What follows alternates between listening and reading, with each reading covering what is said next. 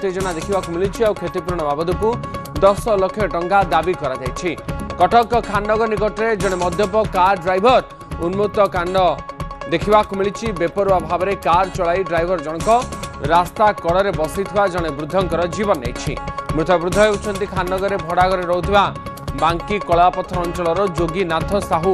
एवं घटना को नहीं गत राति दीर्घ समय पर्यंत खाननगर पाखरे उत्तेजना लगी रही। राति प्राय 10टा बेले जोगीनाथ सेठारे बसी बेले एक कार रिंग बंधरे मलाचंडिया छकरू मणि मंदिर अभिमुखे जाउथिला। तेबे पेट्रोल पंप पर गाड़ी बेग हठात वृद्धि पाइथिला।